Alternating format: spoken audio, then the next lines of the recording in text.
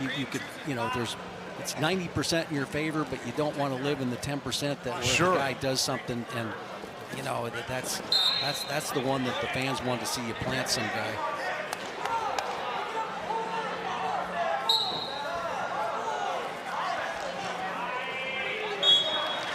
Nice takedown there on the edge from Torres. Man number 3, Gabe Arnold for Iowa. Tyler Martinez, Bellarmine. Gabe Arnold, the starter a season ago for the Hawkeyes. That's a quick takedown.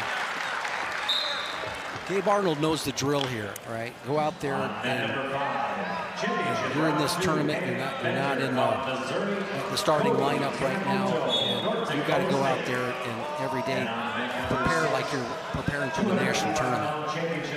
He was the starter last year at 184. Reached the round of 16 at the national tournament in Philadelphia. Coming out with some quick offense, a takedown. Going to have a tilt. It's going to be 7-0. 2 minutes into the first. Not wasting any time there.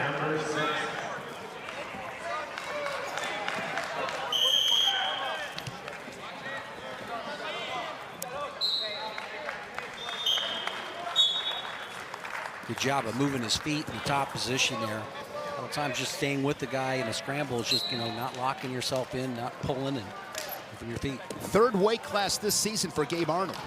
184. Then he's wrestled a couple of dual meets against Chattanooga and Utah Valley up at 197, now down to 174. Of course, Patrick Kennedy, the All-American, holding that spot for Iowa. Yeah, he's in a tough position. You got Ferrari and then Noah and Dean, who's been better than advertised. Yes. He's done a really good job there, moving up from Division III.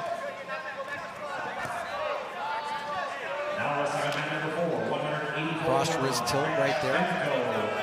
These are things that he didn't have coming out of high school.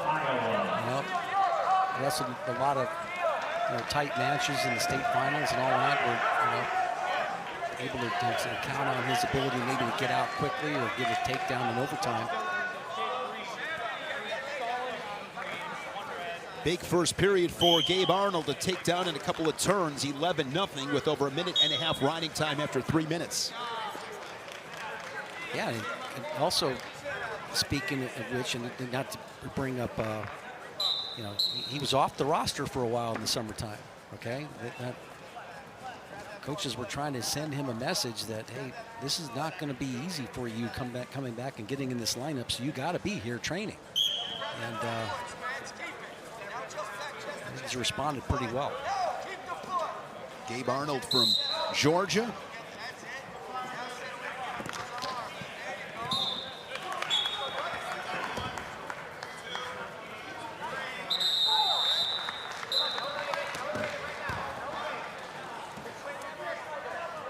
Talking about attendance earlier, Iowa leads the way. Over 13,000. This is last year's average attendance figures. Rutgers, they're in the top 5. Yeah, Oklahoma State with that resurgence, bringing on David Taylor. Iowa State done a great job in Ames. And Jersey Mike's Arena in Piscataway. That's what's, like I said, it's a great environment to bring a team into, to season them up, getting them ready to get booed and, Nick Treaster of Navy. And on mat number 2, 125-pound championship round 2, Daniel Guanajuato, South Dakota State. Gabe Arnold victorious for Iowa. Arnold with the tech fall. Did a nice job there. Got off to a good start. Into the next round, Shane. 125-pound championship round match. Terrakina and Treaster. Blanchard of North Dakota State.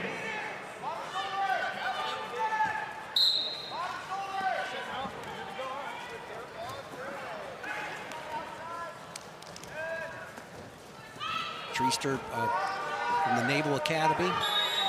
Gary Colott, respect the job that he's capable of doing there with his program, and having the Service Academy athletes there.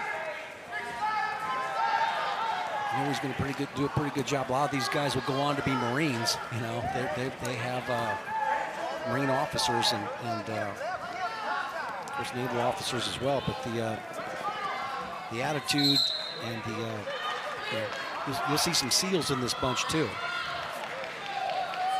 Pretty cool.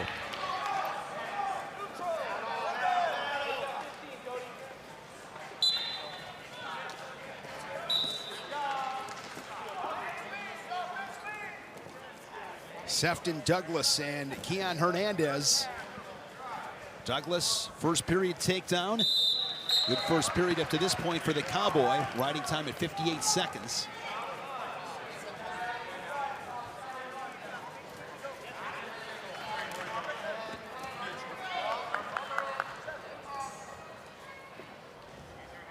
These two guys getting tied up here with their fingers, but you can see that in the free position here, Hernandez is a little bit lower. Moving his feet pretty well.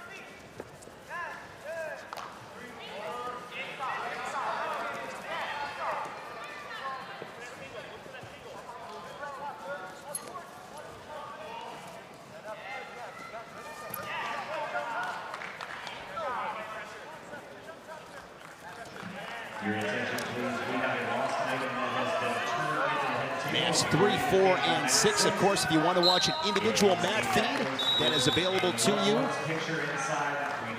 You can look at 3 mats of the 6 on your screen.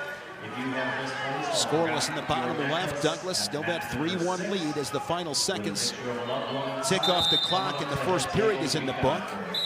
Mauger, 3-0 lead on Blanchard. Up there on the top. Mac Mauger from Missouri. Yeah, the great names. Mauger. That's a great name, Mac Mauger.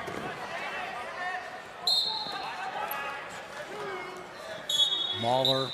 Yeah, Brock Mahler. Yes, another Missouri Tiger. Brock name. Mahler. That's as good as it gets.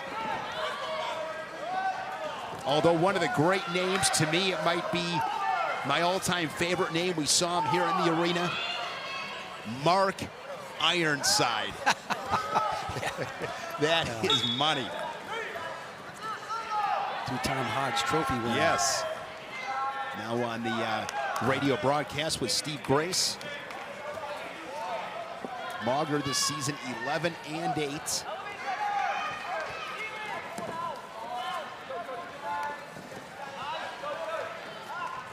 Mauger with riding time now over 2 minutes. Douglas has increased his lead, now up 5-1 on the Hawkeye Hernandez. Still scoreless, 0-0. And Banco's going to score some near fall. Wrestling Miller of Iowa. Nice job of collecting that arm and just holding him back. Sometimes guys will try that power half chain and they want to get a guy and get his arm out of position, but sometimes you can just kind of collapse the arm and just go ahead and pull him back onto your chest.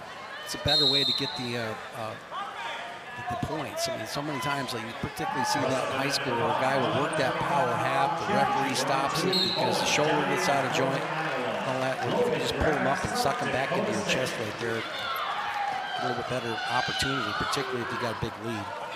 This is a little big scramble here. Nice scramble. Yeah. Hernandez and Douglas here, and Douglas gets the Hernandez gets the reversal, puts himself back into that match. Gets it inside of 20 seconds. He needed that.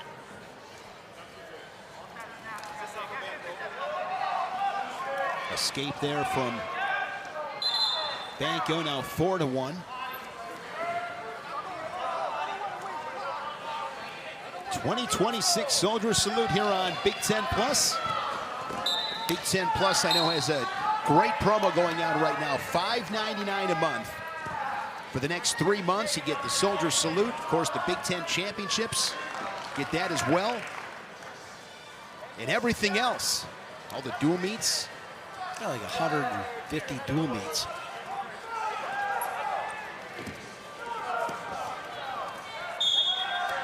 Tyson Terrakina, 4-1 lead. promise you every coach has a subscription. Yes. Every college coach has a subscription. Not Big Ten coaches, of course, but the whole nation does. Terrakina winning this weight class a year ago, then at Iowa State. Looking for another Soldier Salute title.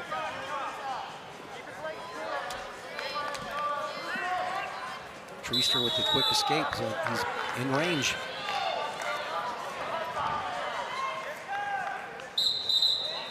Hernandez bottom right. Needs a takedown and a ride out to tie it. As Douglas has that riding time point locked up. 133 pounds, Ethan Oakley, North Carolina. Kenton Cook, South Mauger skips Carolina. away. The Tiger adds to his lead. Now 4-0 second period, 25 seconds. That's upper right. Terrakina looking to finish in that third period, and he gets another takedown. Well done. Yeah, good job there. Oh, Hernandez with a nice shot there. He scores right on the hands. Now in a scramble situation, he's got a 1-point lead. The referee calls a potentially dangerous situation on the knee. I can't see how much time's left. Well, Douglas has the riding time locked up, so Hernandez needs the ride out to tie it and send it to sudden victory. 15 seconds off the whistle. Douglas trying to work to his feet. Hernandez has that near ankle scooped up. Claw ride, forward pressure from Hernandez. Final seconds, and that late takedown and a ride out will give us sudden victory. Nearly scoring on. He scores. With the tilt, did he get it? Yes, he did. He had the 2 count. No, I guess they waved it off. So close to scoring the near fall. Almost won the match. Tom Brands and Bobby Telford out of their seats in the corner. It looked like he had one swipe past the time, but of course with a little bit of delay here. What a finish with Hernandez and Douglas. A finish to regulation, I should say. Hernandez gets a takedown, a ride out, and nearly scored in the final seconds with a tilt. All right, here we go. Sudden victory, 6-6. Douglas got that riding time point. They'll clear the riding time.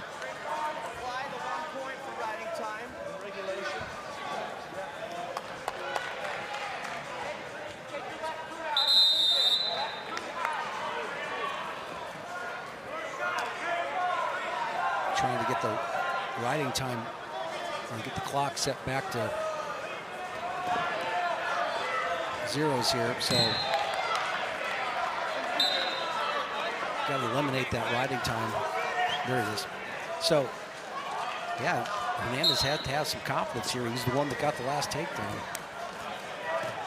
Forehead to forehead, collar ties. Level change, counterattack there from Douglas. Good flurry.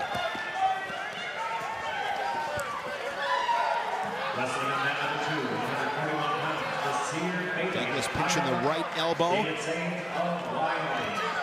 Yeah, good job by Douglas after he kind of took that shot with no setup there. He was able to go ahead and work back in and collect that arm. As you know, if you're measuring that one more time, if you're Hernandez, you don't come back and try to stop him with underhook. You just try to dive over that arm.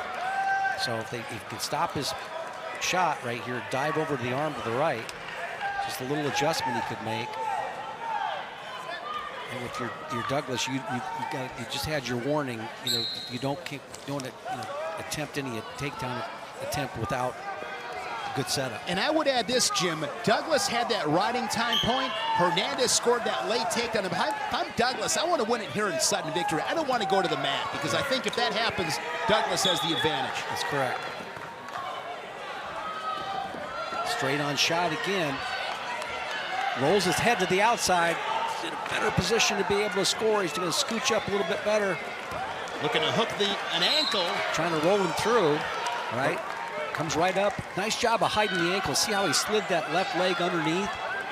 Really good job of hiding the ankles on that coming out the back door. Now he's going to try to be able to score one more time. He's in a roll. Hernandez has done a pretty good job so far. He's collecting onto one leg, anticipating the roll through. Got to be careful with neutral danger. I think he had it there, but Referee's not going to call it. Now you're focusing on clearing the ankles. Hernandez in a bad way here.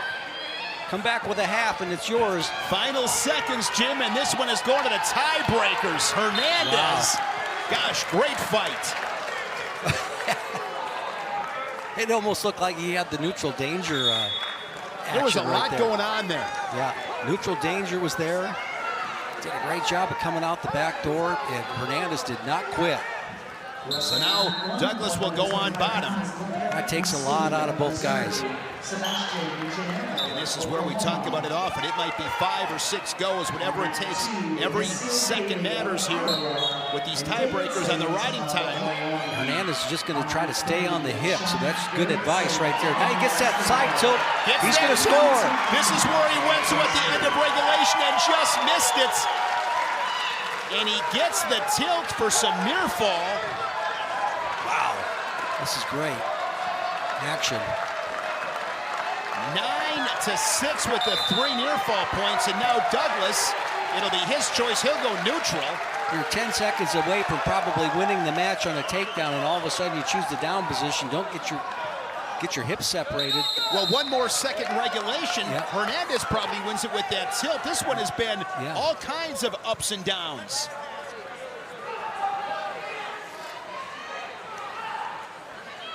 I'm surprised by this, Jim. I mean, he must be thinking, you know, something big. Then he chooses the down position. Although if he gives the, I thought maybe he'd go neutral, take down to tie it. Well, I think he's probably going to be thinking, trying to score in the top position here. Brings himself back into it if he can go ahead and get a 4-point turn, but it's a bad set of choices either way, Shane. Sure, exactly. Yeah, the best choice is still not good. Yeah. Right? Hernandez, what an effort. A lot of guts in winning that match, 9-6. Wow. That's a big win, crowd appreciates it. That was a really, really good win for him.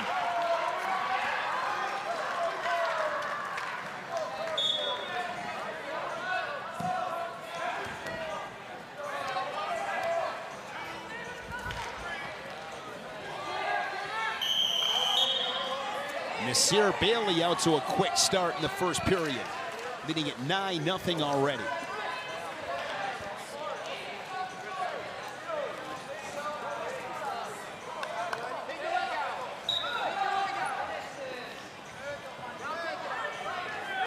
Wrestling around the corner, Houston, Ohio State, and TJ Custer unattached. A lot of points. Action-packed match on the bottom right with Downey and Graff, 11-6.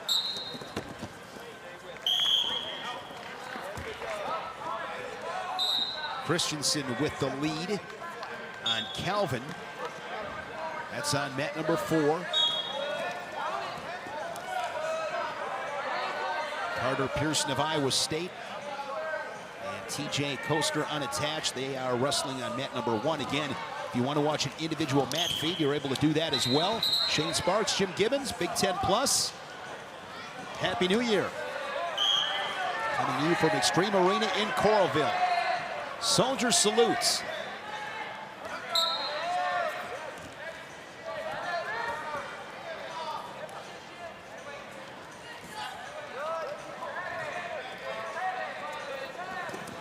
Gerritsen from Navy has opened up his lead, now 7-3 as they wrestle second period.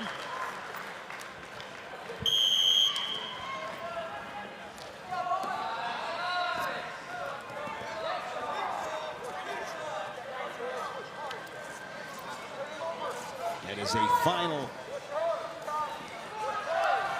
with your winner, Bowen Downey of Northern Iowa.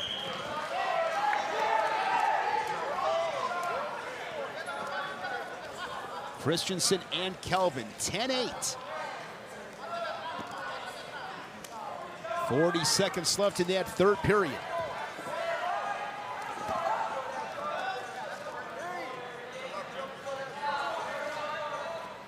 Christensen has the riding time locked up. So Kelvin needs a takedown And a ride out to send this one a sudden victory.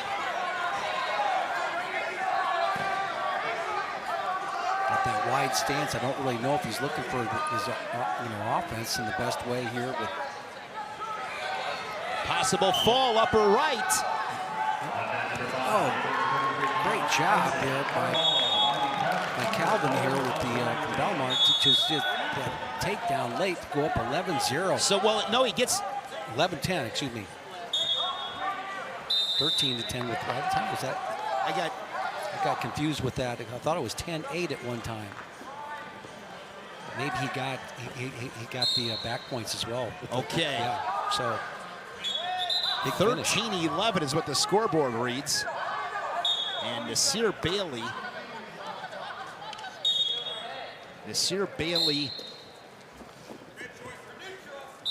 They are attending to him once again.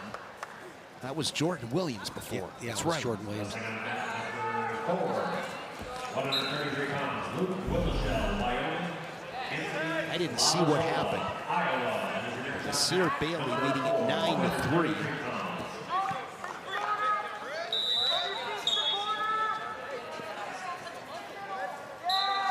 Looks like he's headed the protocol.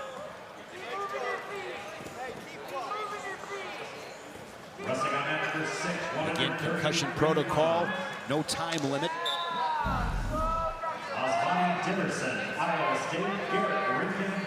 Vallow and Bowen midway through the first period.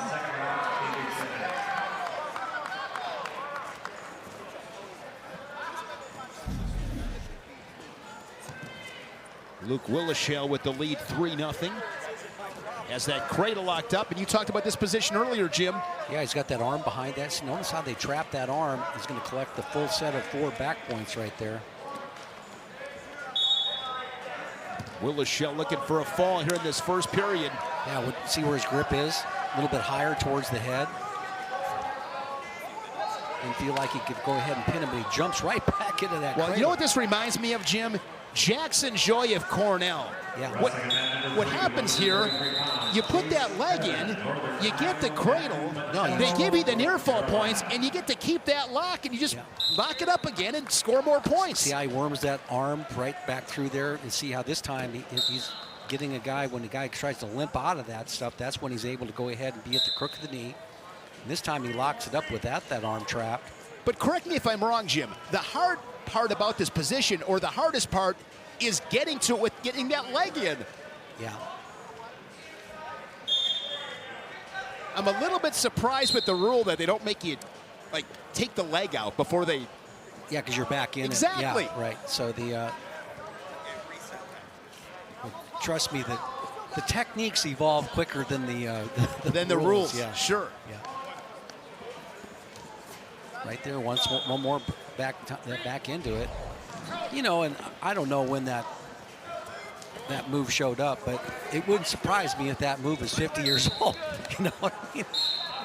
And Jackson Joy from Cornell, I saw him at the Cliff Keen, and it was, I mean, he was fantastic with it. Dominating guys. I'd love to be able to talk to him and say, hey, did you invent this yourself or whatever? I mean, this is pretty impressive, because now we've got how many guys here that we've seen that looking for that same technique, and if you're in the bottom position, you're in trouble. You're in trouble if you don't block him out right there. And the answer is you can't let that leg come in first. Yes, yeah. I mean, he goes to it again. I mean, we've seen him score 8 points on that. But notice how he's more aggressive in attacking that far arm.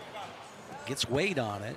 Now he tries to bring it up into a ball and chain type technique. So now he's coming up. Now he can go over to the half Nelson if he wants. And roll him back. Watch him roll this back. Right, here we go. Going off of memory, Jackson Joy, I believe it was against Caleb Larkin of Arizona State. He hit that, teched him. Yeah.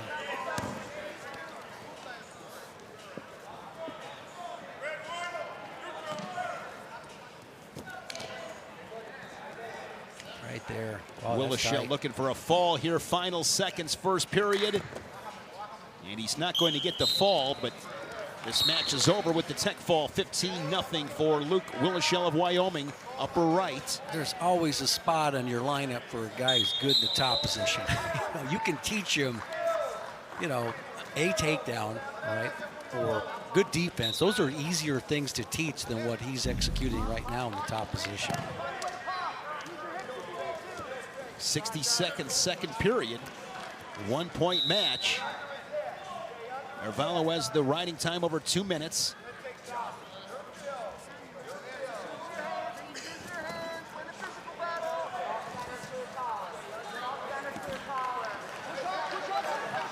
Like Nasir Bailey's back off with the protocol. He's up 10-3.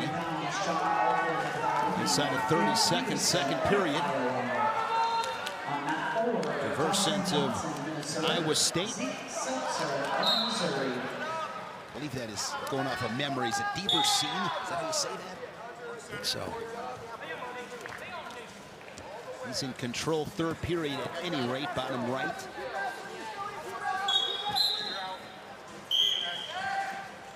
Patella from North Carolina. First period lead, upper right corner.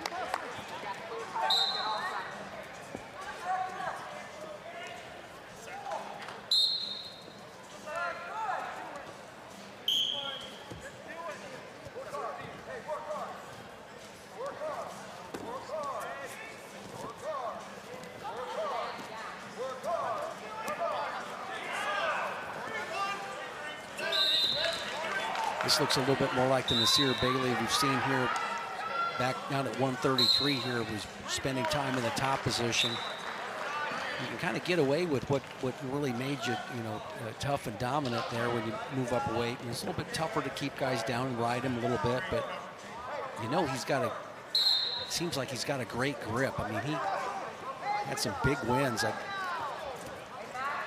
Evan Frost, I think he may have teched him or beat him 13-0. You know that's good riding in the top position. The guy's not scoring any points.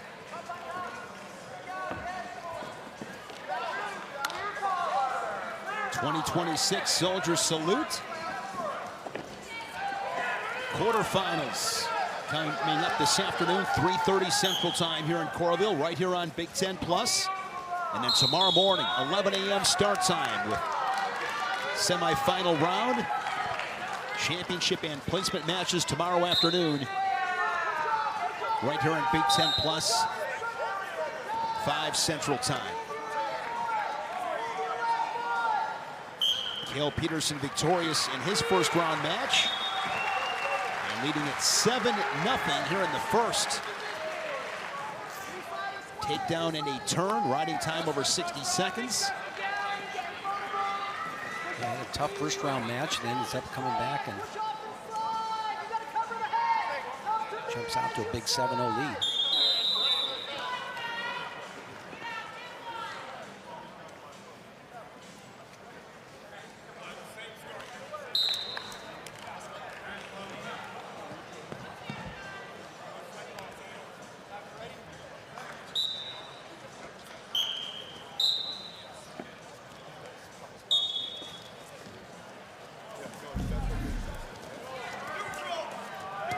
Tucker Bowen trailing by 2.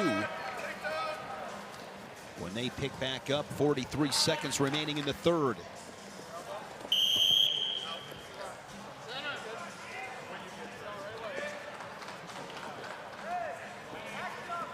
Army prep athletes here. That's those fellas spend a year at the prep school here with the possibility of getting admitted into the academy.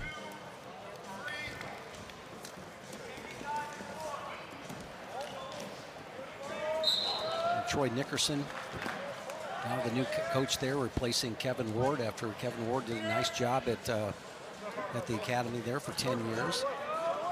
Now coaching at Oklahoma State. Troy Nickerson, of course, did a fantastic job at Northern Colorado. Got a national champ. Got a national champion there, and there is. And excited for him and his opportunity at the academy.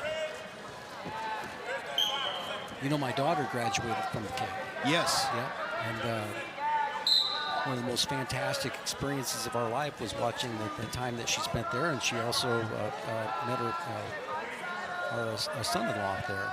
And so yeah, those academies are impressive places. Yeah, filled with impressive people. That she was a part of the history department there, and their saying was, "We teach history to people who make it." Oh, that's great. Yes. I like that. Yeah. So true. Missouri. Close match with Seltzer and Johnson. The Tiger leading the Gopher by 1. 60 seconds remaining in the second period. That is bottom right.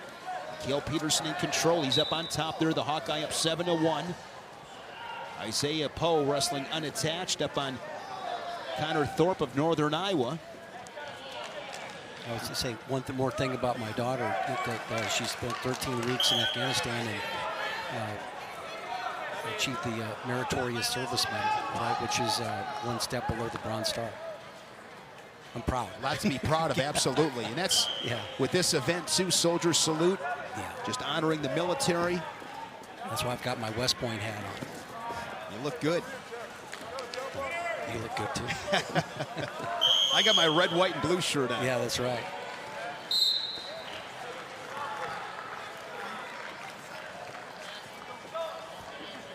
Yeah, last year, Jim, again, I wish I had all this stuff right in front of me because I don't want to misspeak, but you had, I thought that Navy had an All-American. I want to go maybe Dylan Wask, who's at this tournament. I believe he was an All-American. Okay. And then you had, I believe, Army had an All-American as well. Name escapes me. Of course, you had Wyatt Hendrickson, former Air Force Academy wrestler. Then he goes to Oklahoma State, wins it, has the American flag, salutes Trump. I mean, that was pretty cool. Yeah. Just an unbelievable To the USA performance. chance. Yeah. Well, I mean, I was all set up for Gable Stevenson to have his moment, and not so fast. That's the great thing about this sport. You know, people think that, hey, you know, well, this guy would have beat this guy, whatever, you know, should have beaten. Toughest guy wins. Toughest guy always wins the state, wins the state and the national tournament. And what I mean by that mainly, not because that they don't have the ability to win it, but they're just the toughest in the moment, right? And that's what it comes down to, the circumstances of the day. Yeah. Sometimes the circumstances of the minute or the second. I gotta find the clip, Jim. But last year I'm on the mat cast for the NCAA tournament, doing it with Trent Hidley, and it was great, by the way. He's great. It was either world champ Trent Hidley, but it was either the night before in the semis or maybe it was in the placement matches. And I got to find the clip because I said to Trent, nobody is safe in this tournament. Nobody is safe, including Gable Stevenson. Nobody's safe at this tournament. At the national tournament, any tournament for that matter. You go out there, you got to go out and get it done. I think what that speaks to, go to the Nat 4 for this ending here, but I'm going to come back to that in a second. I want to mention something and why nobody is safe. Seltzer in the top position here in this third period, takes riding time over a minute. He got an escape, and now looking to win this match on top. We talked about it before. The importance of top wrestling. Sometimes you got to keep a guy down. He's got Johnson as a wrist, 2-on-1. Good mat return. Sometimes it's just all about grit. At the critical moment, can he get his hips dropped in a way? No. But he's got the riding time locked up. So situation right here, of course, give up 1, not 2, as they hit him with stalling.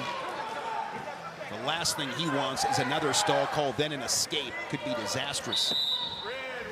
That happened to me one time in a big match, the conference finals, and it was crazy. He was in the second period, though. I was riding for like 150, and I get dinged for stalling, and then he gets an escape after that. It's just like, now all of a sudden I'm down 2-0. Yeah, you know? injury, yeah, insult to injury, basically. Yeah. So Zeke Seltzer gets an escape and rides Johnson the entire third period. And with the riding time point, it's a 2-0 decision. If you don't mind, we'll come back to that thought about, you know, why those things happen, as far as, you know, big upsets like that. The toughest guy always wins a tournament. And part of it is, you say, well, you know, I see Drew Foster here, right, from UNI, the 6th seed that won the Nationals a few years back. And, you know, how did that happen? Well, you know what? You set a goal, right, to be that guy. And you're faithful to everything it takes to be that guy. You walk into that tournament with unbelievable confidence. Like we talked a little bit before about your warm-up and all this stuff. You've done everything that you possibly can. Those guys are dangerous, right?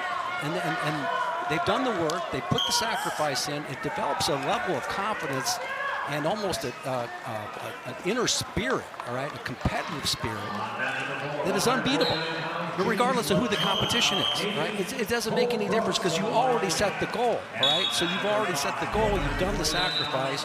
You've associated with the right people. You made a plan, and you're faithful to the plan. Why not you?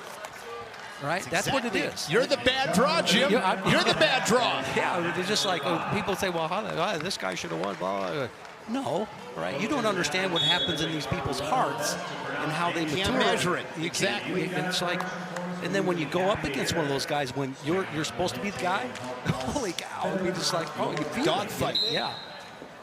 It's like that match at heavyweight last year. It just all of a sudden, pretty soon, in the third period, you know, the Olympic champion's on the defense, right?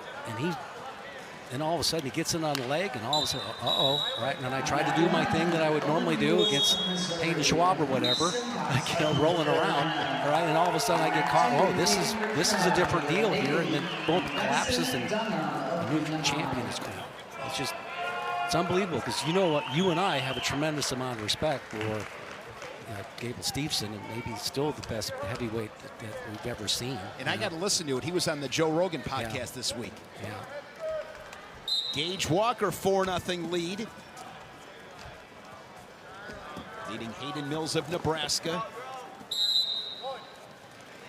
Nice job of popping his hips out, making a big turn at the end of the mat, edge of the mat. Don't get me wrong. At times there are situations where I'm more surprised than others, but I've been doing this long enough where I've come to understand, like you just said, Jim, because you just nailed it on the head. And that's why I'm not a big prediction guy, because I don't know 99% of the kid's life. I've always said this. What are his relationships like? How was his weight cut? How does he feel? I mean, you can't measure that stuff when you look at a bunch of guys. And they're all, this is Division I wrestling. It's the major leagues. These guys are good at wrestling. If you don't bring it on any particular day, you might susceptibly get beat. Well, in particular, they're good at this style of wrestling. And just because they got beat in a summer tournament somewhere in a different style doesn't mean that they're not capable of connecting the dots and getting themselves to level, particularly if they've had the goal sacrificed and faithful to it and got a great plan.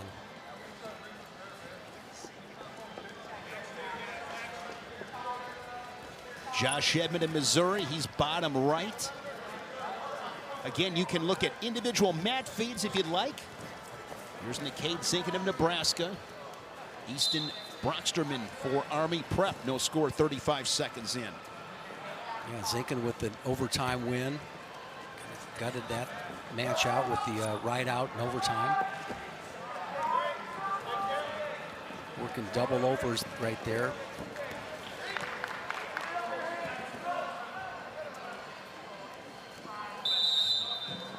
Wrestling on mat number 6, 141-pound consolation. May have taken a little bit out of him here with Zinkin gave up the early takedown there, lower left. Consolation round match on mat number 6.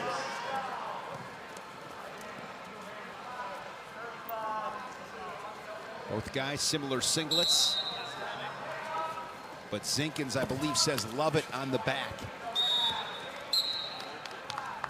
Ridge Lovett, national champ for Nebraska last season, couple-time finalist. James Latona of Navy, leading Brooks of Wyoming, 4-0 score. Early second period, bottom right. Soldiers salute here on Big Ten Plus. Happy New Year. Are we convinced that Zinkin's on the bottom there? I believe so. Yeah. Gives up a reversal, but gets the reversal here. Bottom leg hook, you see this position a lot. When you got those man turned with his hips right there, if you can go ahead and get that, settle back, so you can get a better grip on it. Notice how the right knee of Broderman's sliding back in there. That's a good job by him to be able to stay and go forward. So he needs to stretch his body up. He takes that right knee and slides that lock down a little bit lower. And now he's looking for a reversal. Yeah, he has to bowl his way out of this thing. Right now, if you can go ahead and finish the single leg technique. Oh, he can bear hug him down. Body. Does he get a reversal, though? He just give him an escape? An escape to make it 4-2. Good action there on mat 3, bottom left. So now a 4-2 score. Couple good matches across the bottom. Latona 4-3. It almost looked like it could have been called a reversal there, particularly with feet were within the cylinder. And to be honest with you, in this match, I would probably prefer to have the choice to be in the top position and grind him down a little bit. It looks like Zinkin a little bit out of position right now. His activity level is really slowed down. Of course, that's because we're at the end of the period, but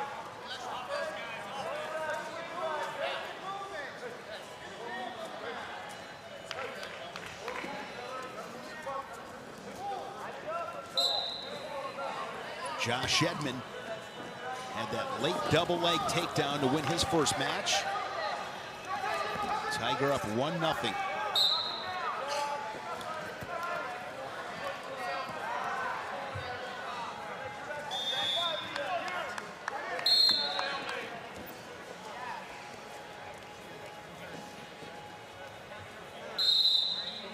Brockstrom riding time over 40 seconds.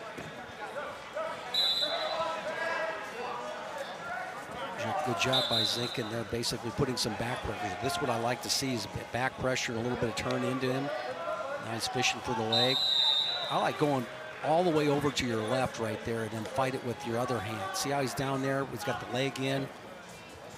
Brockstrom's got the leg in right there. He's got himself trapped right there. That's hard to beat that leg because it's over the top. If he goes over to his left, now he picks it off with the right hand, all right, he gets out.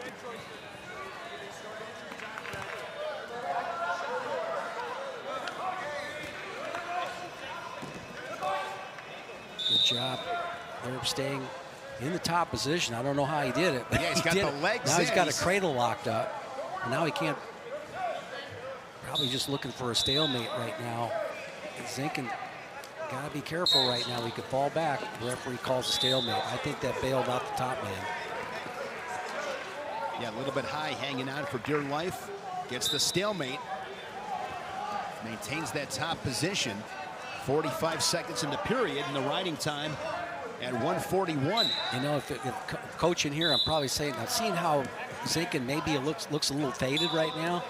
I'm asking my guy to go ahead and just stay back behind the hips a little bit, all right? Just don't be in a hurry to go ahead and create some sort of scramble position. Nice job of hooking the leg, stretching him out a little bit.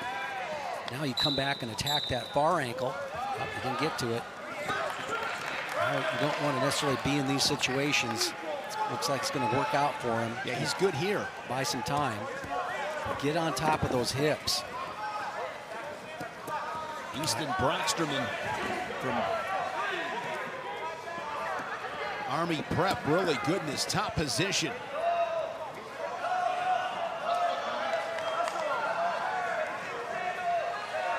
As he rides Zinkin the entire period. Does a good job of just solid riding. Stayed behind the hips right there. And put into perspective, Jim, how difficult that is physically on bottom for 2 minutes. Yeah, you could just tell he's a little weary. I mean, he's been in an overtime match in the first period. I'm sure that he knows how that, but he's fading. Lovett might ask for a singlet back.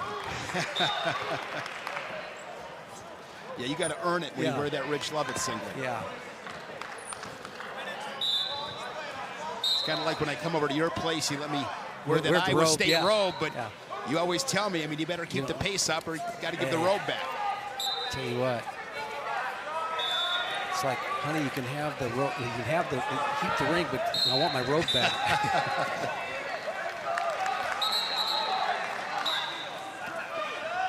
So Brocksterman on bottom. We'll see how Zinkin plays this. He's really good on top as well. Pretty crafty in his own right. Yeah. Very similar styles between these two. One's just got a little bit more spring in his step right now. That's a tough position. See the referee thinking about what do I do here? Nice job. But when your head's down, throw your hips into a guy, right? You're looking to scramble. Now you can keep your head up in that scramble position. The guy who gets his head up is going to win. And they went off the mat, but there's clearly a toe in. Josh Edmond on mat number 3. That's a good match. And that good scramble there on the edge and out of bounds. It's going to be an escape for the Gopher. And we are neutral 1-1. Edmond's got the riding time. I believe that says 1:09. And we saw before when in a tie match right there, Edmond was able to go ahead and Got that double. yeah, Brocksterman did a nice job of scrambling, getting another reversal here. 6-2 lead over there. But with Edmond, if he's aware he has the lead. I think he was down in that match when he hit that double leg. Yeah. Yeah, he was. And that was to another Minnesota guy. Yeah.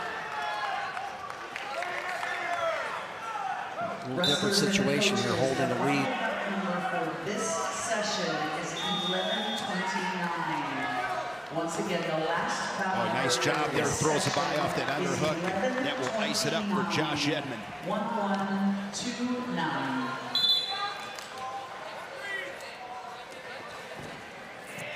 With the riding time, 0.51. 49-pound Seth Mendoza of Missouri, Scott Robertson of Nebraska. On mat number 2, 149 pounds, Dave Askew, North Carolina. Brocksterman's going to get the win over Zinkin. On mat number 4, 149 pounds, Patrick Jordan, BMI, Caleb Voinovich of Iowa. Kale Voinovich and Patrick Jordan. No score midway through the first. Minnesota. Gabe Arnold of Wyoming. He tried to, in this situation, this crackdown situation, was able to switch to a double right there off of there. That's pretty good work. The leg scoop, try to elevate that ankle up off the ground just like you're soft shelving it against your thigh. It's well done.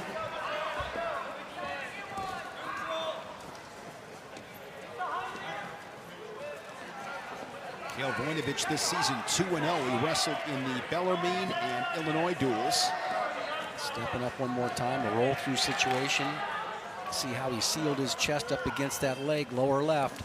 All right, now he's back in that crackdown and look to scoop that leg up, keep that ankle up off the ground. See how he figure forward it there, creating a little extension. And at the same time, when he does that, now he's going to come back and shelf it, right, on his thigh. Can't quite get it. Seth Mendoza and Scott Robertson up upper left. Mendoza the first takedown, gonna score his second takedown, lead at 6-1. And now look at this on mat number bottom left. Patrick Jordan does a great job of fighting off his back, but now Jordan in a great situation here with that reversal and back points. That is mat number 4. That was a takedown at back and it points. came late in the period. So that was a huge swing. Yeah, it looked like he was already, you know, he switched off to a double, was in a great position, and Jordan, little Rico roll on him there. Willashell of Wyoming, first period lead. That is bottom right. Willashell wrestling on mat 5, and he's going to tack on some near fall points.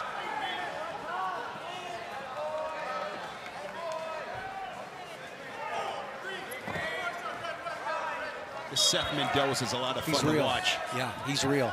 He's a stud. Yeah.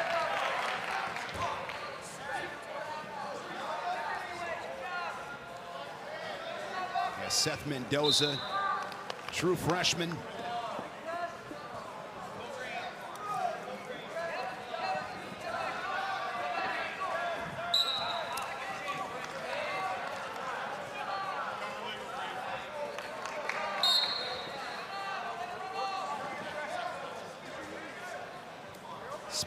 Seth Mendoza wrestled at Mount Carmel. Highly recruited out of high school, four-time Illinois state champ.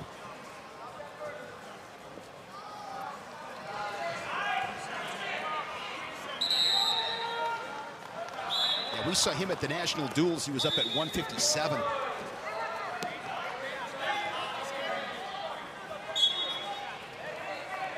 After the national duels, came down to 149. Went to the Cougar Clash, Southern Illinois, Edwardsville. Was 4-1 at that tournament. His only loss to Casey Swiderski, 7-5. That's Patrick Jordan, lower left here in our 4-box, doing a good job of basically keeping those scrambles, and he's letting Voinovich in on his leg. Voinovich is getting there off of good setups, and he's just not able to finish on it. But now Voinovich, with all that effort with those shots, is looking a little bit weary. Seth Mendoza, the tech fall, 20-5. Yeah, I like watching him. He's a lot of fun to watch. He's going to have a great career at Missouri. Jagger-Eish, down by 1. He wrestled at Kaukauna High School in Wisconsin. It's a big week up in Kaukauna, Jim. You ever been to the Cheesehead Wrestling Tournament? I've never been there now. It is a great event. It's next weekend.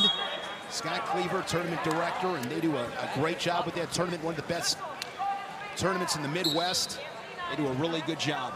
That's coming up this weekend. I'm sure everybody up there uses a good head lever and knows how to ride. Absolutely. Good mat returns.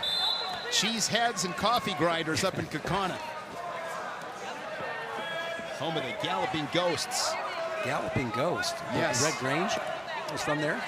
It must be. I don't think so. He was the Galloping Ghost, okay? Yeah. That'd be pretty cool if they named his high school mascot after you know. Think about that. If they named your high school mascot after you, right? What would it be? That's good. Huh? Where I went to high school, it was the Vikings. How about you? Little Cyclones. Really? Yeah. I like that. Aims high, aims high. That's basically all I take away from it. In Illinois, they have the Freeport Pretzels. Wow.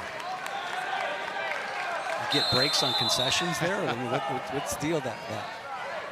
See, I grew up, Jim, in a town of 7,000 people. I went to Ripon High School my first 2 years. That was the Tigers.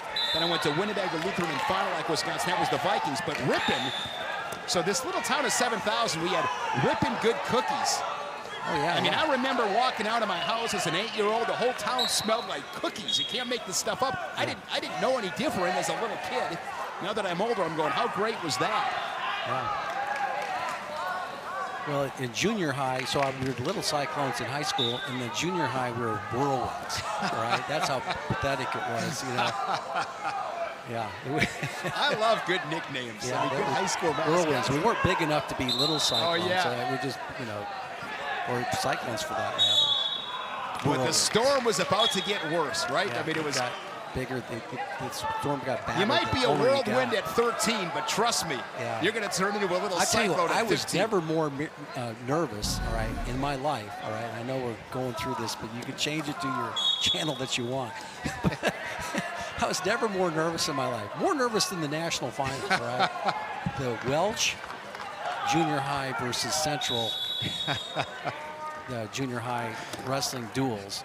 Wrestling Doug Weirson, all right, who ended up being a teammate. What is this, late 70s? Oh, the mid-70s, okay? It's just like at ninth grade, I mean, they were like pressure packed, all right? And our junior high coach was like a football coach, and he got everybody so emotionally took out. You gotta go over there, you gotta, you know, just like everybody's like, you know, it's like, and all of a sudden you think to yourself, like, man, I am totally out of my, I'm nervous.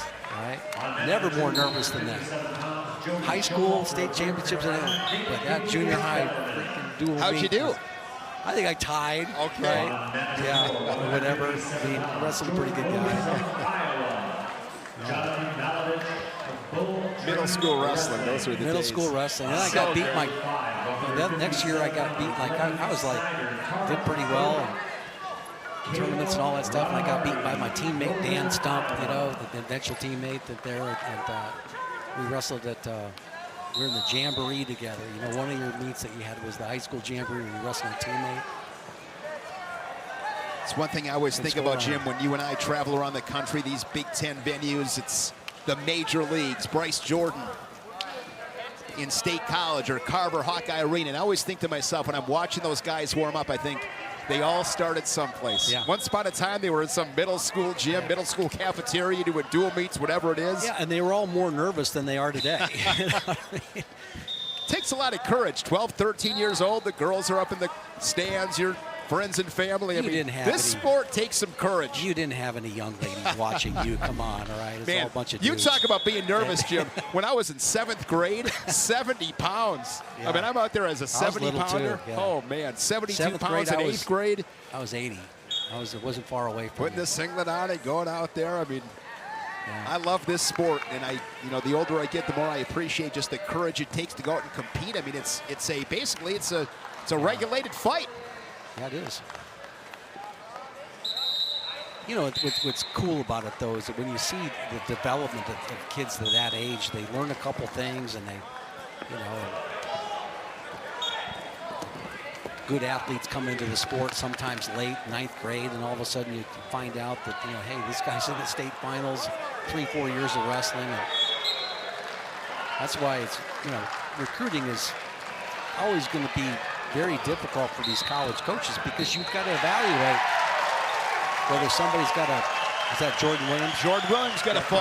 Yeah, so you just got to evaluate whether a guy's capable of, you know, okay, this is a great athlete. We teach him 3-4 things. He's going to be an All-American, because you need athletic ability to go ahead and perform well at the college level. And now, of course, you have, you know, girls wrestling. That's exploded.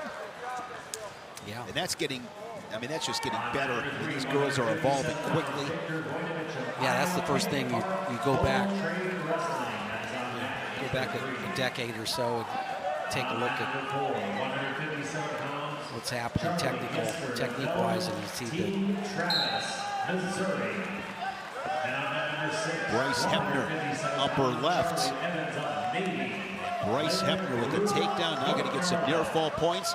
Teague Travis about to wrestle for Missouri. That's bottom left. Travis coming to Columbia from Oklahoma State.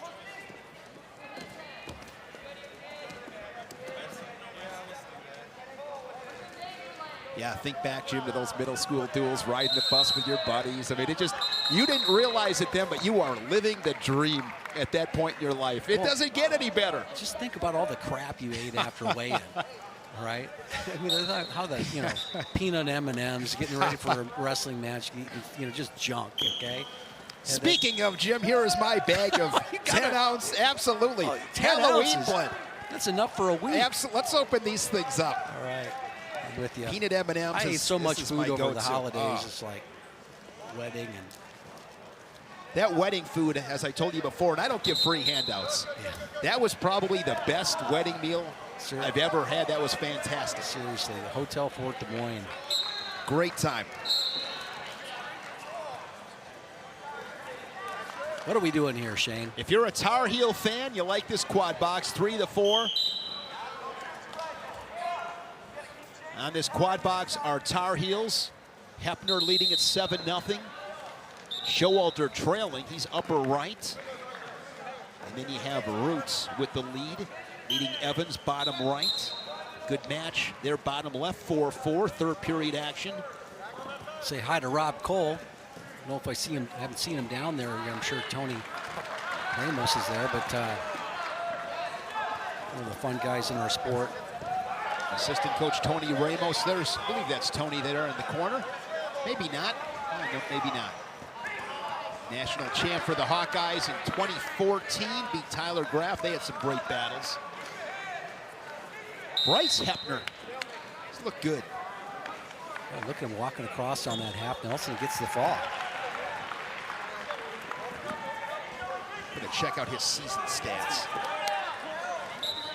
He's, I believe, 7-1 now. His only loss was to, let's see here.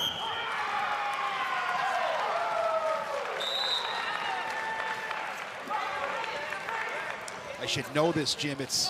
We did Nebraska, Oklahoma State a couple weeks ago. And you witnessed me talking to these guys. He gave me his name. I have it written down, and now I just don't remember how to say it because I got it right from him. It looks like you would think it was like Aruja, but that's not what it is. But that was Hepner's only loss was 2-0. Yeah. And for the life of me, I just can't remember how he. There you go. It was something. Something like that. Yeah, have it written down phonetically, but I don't have it with me. But that, you know who I'm talking about. That was Hepner's only loss.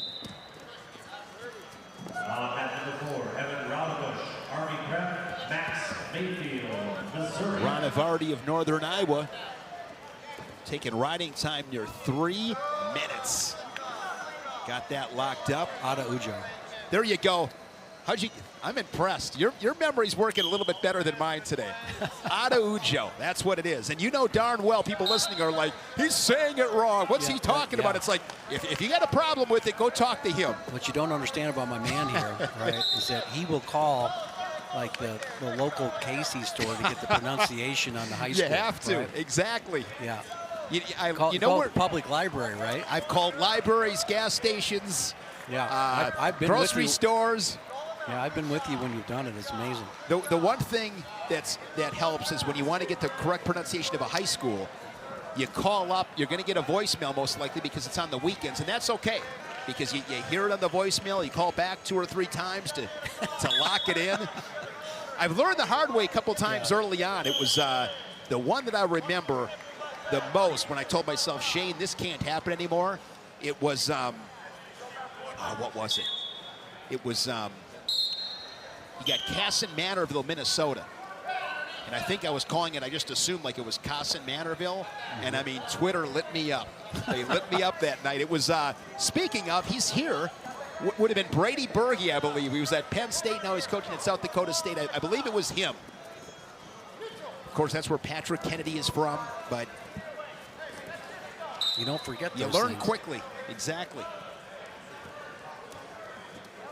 Thompson and Robles of Iowa. And the hard thing in covering these matches is you don't necessarily, or these kind of events, is you don't know who's going to be here. I mean, in dual meets, you got a pretty good idea. You got some time to prep. You can prep the way you want to.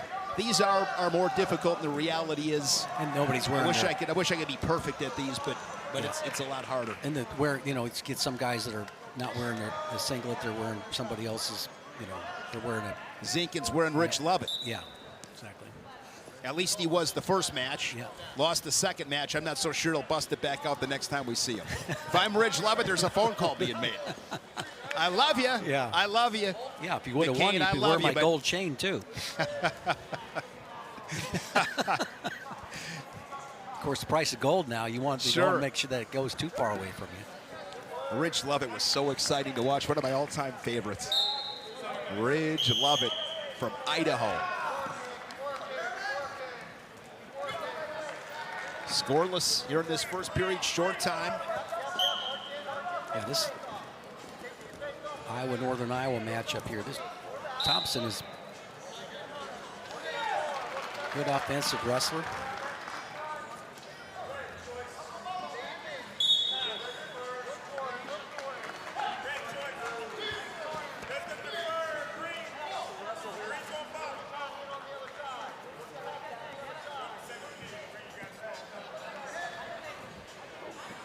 Victor Voinovich.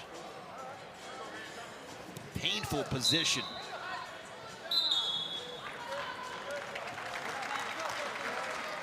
(14-2) for Victor Voinovich. Looks like he's hitting the down position.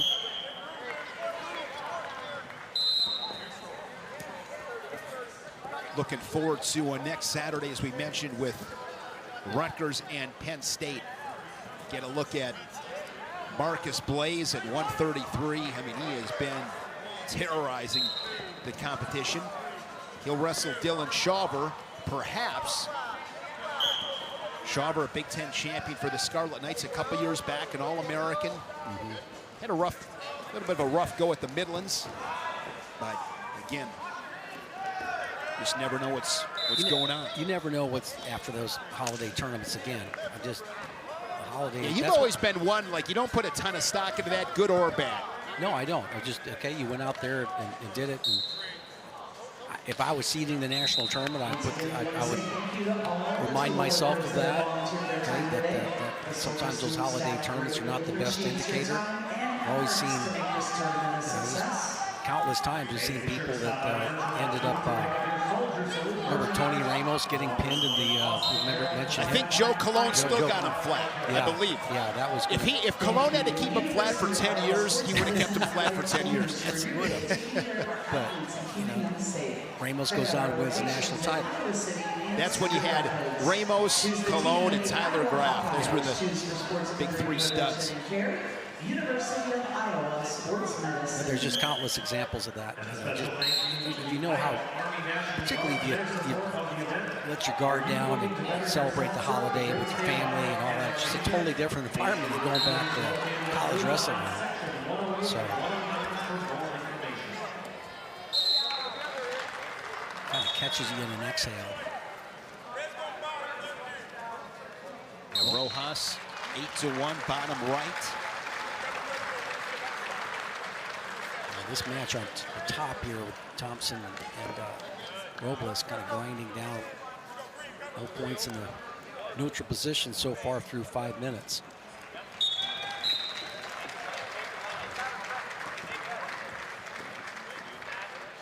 Should be a quick escape. Recent solid job in the top position. Riding time over a minute. He's up 4-0. 22nd second period.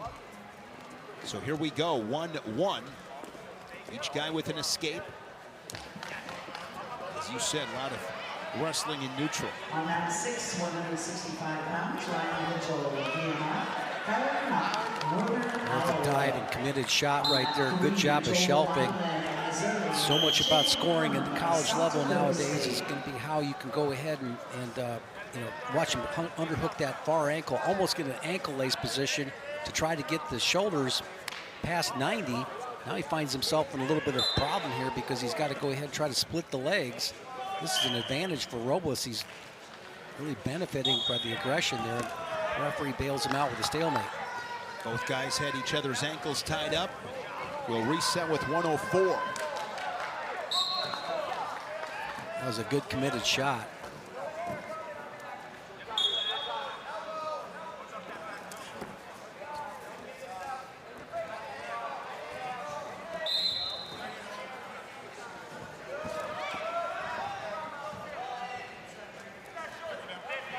If you notice closely, Shane, is that you can see that Thompson is looking to get to that left leg right there. That's what he's going to before. But sometimes you got to misdirect in here.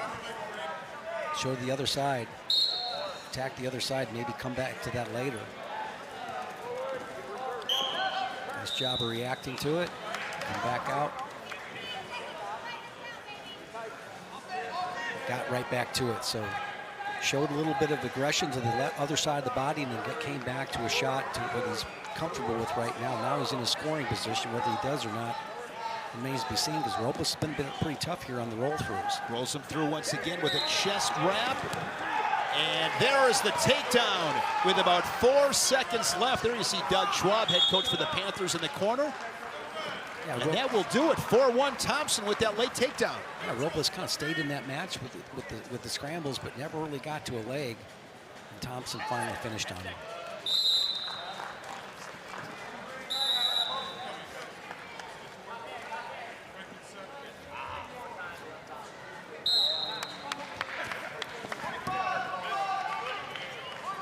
Shane Sparks, Jim Gibbons, Soldier Salute here on Big Ten Plus. Also can watch the individual match streams Want to remind everybody, Big Ten Plus, they got a special promo going, $5.99 a month for 3 months. Includes the Big Ten Championship, so many dual meets in the nation's premier conference, the Big Ten. First broadcast on Big Ten Network. Conference broadcast next Saturday. Penn State and Rutgers. We look at Extreme Arena here in Coralville, Iowa. Jacob Herm and Joe Milan. Jacob Herm, a state champion from Neenah, Wisconsin, wrestled for Kyle Kleskens. Wow, good job of Herm basically driving through right there. Grabs himself a quick takedown. He's really tough. Yeah, he really is. I mean, it's been amazing to me. We talked about this off camera here before. Well, we're not on camera now, but off air. And how good the state of Wisconsin has been as far as putting out high-level talent. The competition at that state is really, it's gone from being elite, right? And where they were 10 years ago, 12 years ago to now, it's elite. Yeah, Jacob Herm, just one loss on the season. That was at the Bison Open to Andrew Sparks, Minnesota veteran, 11-7. He's really good. Won a couple of state titles for the Rockets. Neenah is just outside of Appleton. He's got a really high pace. I believe, just going off of memory, I think he lost to a guy named Lucas Peters from Kaukauna. They were sophomores. Lucas Peters wrestles at Indiana. But yeah, a lot of good talent in Wisconsin. We talked to Parker Kekaisen earlier. Nice of you to get that, that pronunciation right. Absolutely. I was went Parker right to Parker. Kekaisen, but it was Parker Kekaisen. I'm like, how do you say it? Yeah, I mean, you got to know where those, you got to put the emphasis on the syllables. So that's a great way of getting to know people. Sure, Shane. Absolutely.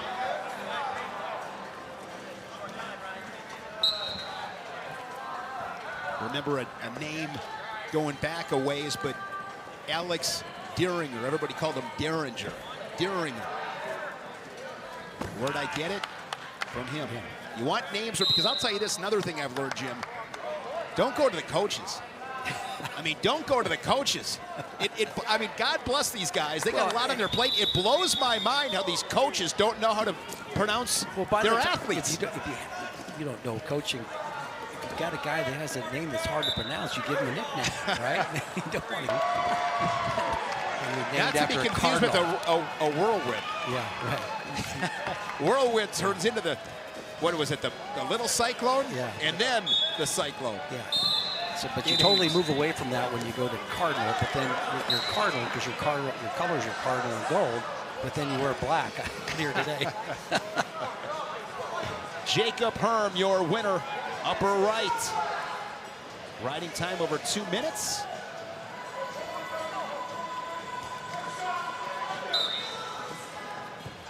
Some Don't Stop Believin' by Journey playing here inside the venue. I love Journey, Jim. I love Journey. I've seen him in concert 3-4 times, but I gotta be honest. I've heard this song so many times, I don't need to hear it anymore. Steve Perry, is that lead singer? Well, this would have been Steve Perry then, yes. Yeah. I believe Journey has like one tour left. Coming to the end of the road. That means Ben lost his voice, didn't he? He doesn't play. No, he hasn't been with Journey for a long time. The guy they have is fantastic. Neil Schoen on the guitar. He's been, that band has been around for a long, long time.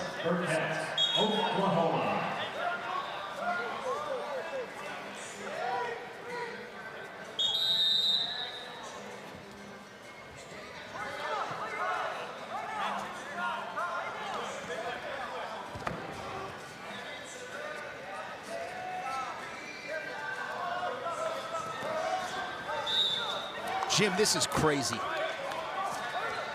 So I was just talking about Dieringer from Wisconsin. And I thought, while I was telling you that story, another name popped in my head. You can't make this stuff up, Jim. Another name popped up in my head. And it was a kid that had a last name, it was spelled D-O-L-E-Z-A-L. Z-A-L. It was Brad. His name was Brad. He wrestled, he was from Marshfield, Wisconsin, state champ, wrestled at, man, I believe Brad wrestled at Minnesota. So anyways, I asked Brad's dad once how to say the name, because everybody was calling it Dolezal or Dolezal, whatever. So I went to him, the dad, and he goes, technically, it's Dolezal. Nobody ever called him that, but that's what they told me. And Brad had a little brother, Ryan, who is on the mat right now for South Dakota State.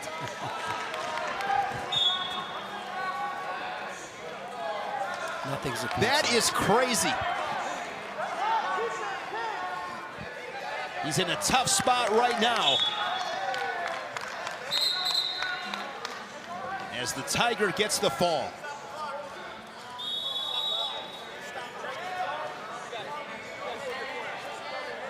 Yeah, Brad was, I want to say, a four-time finalist, three-time state champ.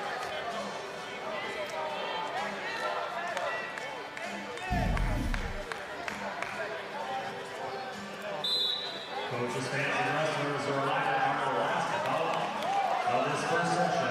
Will be bout number 1129. That is bout Yeah, Brad wrestled at Minnesota. Man, hard to believe it's been this been a while ago. Yeah. Upper right-hand corner, we got the bowling from Iowa here, trailing Wrestling event number 3, 184 pounds. Tyler East from Nebraska here. East went out there and got a good quick takedown and ride out in the first period.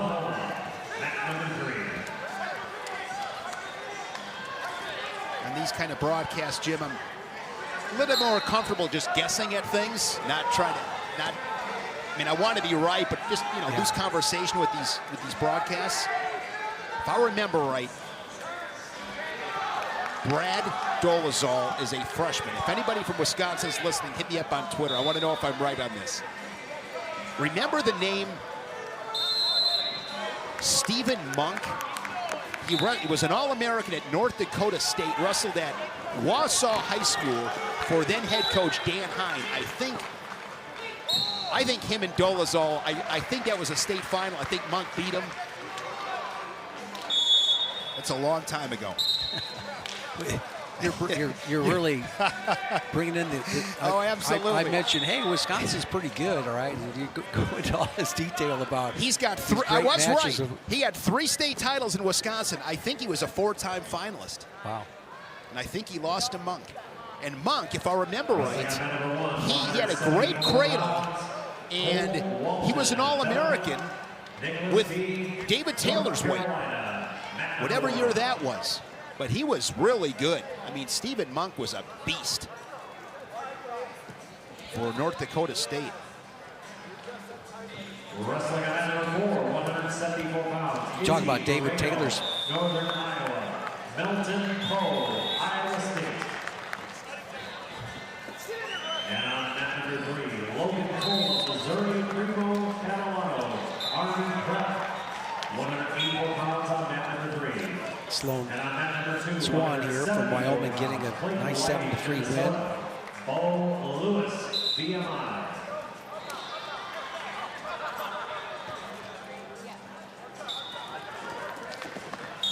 North Carolina's brought a pretty big squad here. On mat number 5, 174 pounds, Lane Ford of Wyoming, Gabe Arnold, North Carolina. You're on mat number 5.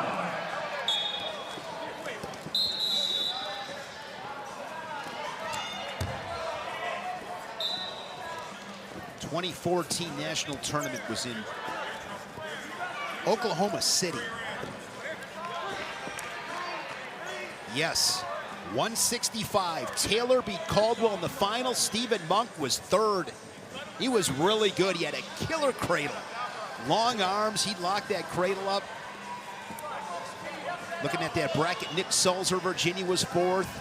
Michael Moreno from Iowa State was 5th. Here's a name, Tertacto Lovsendorf.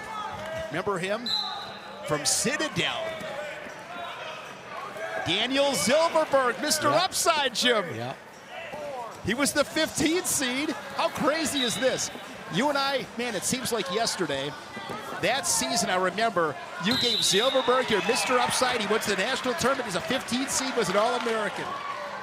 And Pierce Harger from Northwestern was an All-American, placing 8th. Yeah. I love going down memory lane. Love it. Danny Zilverberg comes from a wrestling family at Minnesota, and he came to his last year. Hadn't been an All-American yet. And but he wrestled David Taylor. And didn't get teched. Didn't get turned, and all of a sudden... Basically won him to duel meet. No, yeah, what he ended up doing was getting a reversal late in that match, and he rode out Taylor, right? And I go, that guy still checked in. Yes. Because nobody else was going to, in that situation, there were very few guys in the country that could go ahead and do that. I go, this guy's going to walk in. He had pretty decent Big Ten conference, probably placed, 5 or so or whatever it was. But man, this guy's ready to go. He was my Mr. Upside. I was impressed with that, and I just knew that coming from a family like that, your uncles are All-Americans, national finalists, and all that stuff. You're going to bring it home. Jim, that was February 9th. What was the score, like 7-5 or something like that? 2014, 18-17, Minnesota beat Penn State. And if you remember in that dual meet, Jim, that was Zilverberg lost 13-3. Yeah. So he didn't get teched. And in that match as well, you had Dylan Ness got the fall over Dylan Alton at 157. Jim, that might be the first dual meet you and I ever did. Yeah, could be. I think it was. Now, I can see how I'd forget that, but how'd you forget it? I wasn't, I didn't remember it being that first one. I remember the match because I do remember that it was just so big with Zilverberg that he didn't get teched. And again, in dual meet wrestling, Zilverberg, here we are. A decade later, he gets beat 13-3, and he's one of the heroes of the dual meet. No question about it, because a lot of guys, Taylor was hunting for back points. Not only, he got a reversal, and I think he rode Taylor out the rest of, the remaining minute of the match. And that didn't happen very often. Here's Gabe Arnold. It may not ever happen based on my memory, but the thing about it is that we're going to go with that today. Gabe Arnold got a tech fall in his first match. Here he is, midway through the first period, up 6-2 on Peyton Westfall, Missouri. Man, looking at that box score, Scott Schiller and Morgan McIntosh at 197. McIntosh was ranked 5th. Schiller was ranked number 1. Tony Nelson. Schiller was as good as anybody. That's back with Jaden Cox was first coming on the scene, I believe. Kyvan Gadsden was in that weight class, national champion. Kevin Steinhaus and Ed Ruth at 184. Storley and Brown, of course, 174 at that time. You had Storley and Brown, Kokish at Nebraska, Evans at Iowa. Chris Perry, Oklahoma State. Yeah, it's fun looking at those old box scores. Hard to believe that was over a decade ago. Yeah, all those matches were not much scoring, but you're always on the edge of your seat. Rutherford beat Chris Dardanes 4-0. David Thorne beat Jimmy Goulabon 2-0. That was a big win for the Gophers at 133. Look at the quad box. Cole of Missouri, upper left, 7-0 lead. Arnold 9-2, he is bottom right. Yeah, dual meets are so fun when every point, every position. I've seen guys, Jim, go off to a standing ovation and basically have their teammates hoist them and carry them around at the end of the dual meet by getting beat by 14. Yeah, when the crowds retire to their taverns or local bonfires, wherever they go afterwards, at the pizza parlor or whatever, they rise a toast to the kid who didn't get pinned. Absolutely. Here's Logan Cole. Looking for a fall, upper left. Again, you're able to watch individual match streams if you'd like. It's the fall.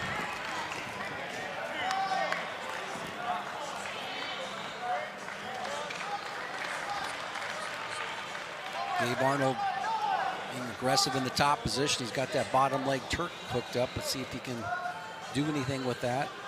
Actually kind of locking the head and arm like he was going to maybe hit some sort of a move like an assassin, but got a cradle bottom left.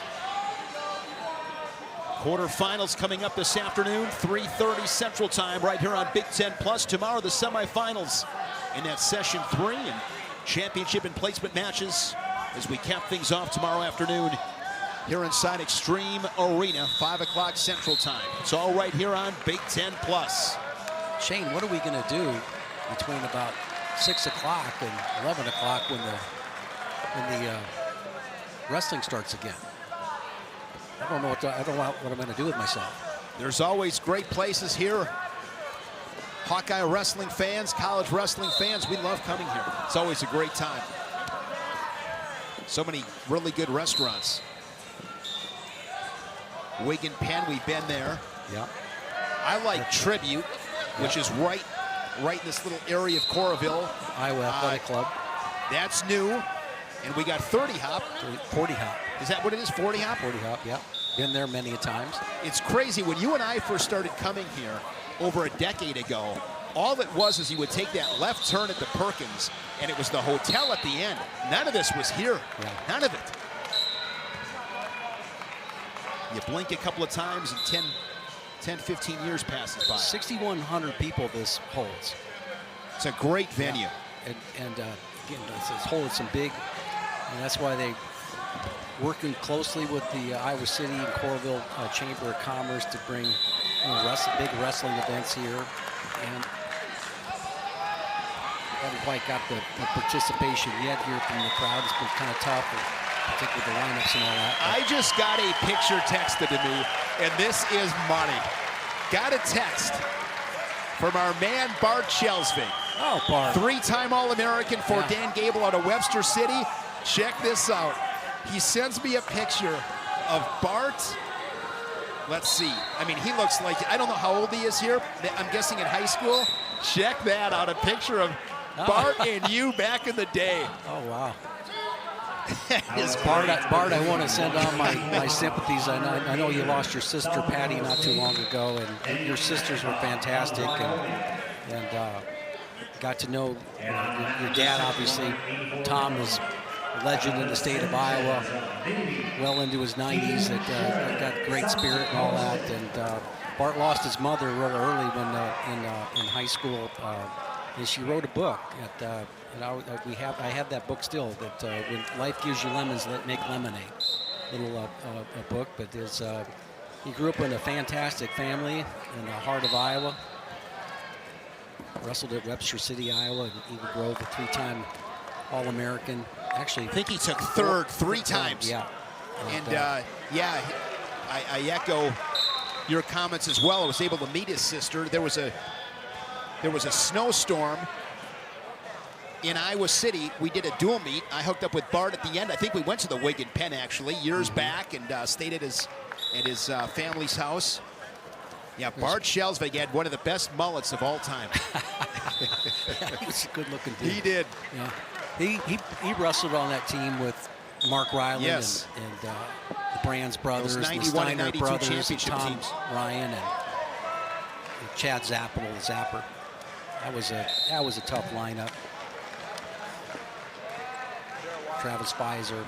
There were no easy outs. No, there weren't. Tom Ryan, the late Mark Ryland, as you mentioned. John Ostendorp at heavyweight. Yeah. Obviously, you had Tom and Terry, Brands, Terry and Troy Steiner. Zappel. That was a great team. My favorite wrestler of all time, Chad Zappel. He's my favorite. Got to meet him, of course, at one of the things you guys did with the duel a couple years back. And we saw Jesse Whitmer in here. The strongest man alive. He was with Mark Ironside before. 3 matches scoreless on your screen. Eddie Knightenbach, 7-1 upper right.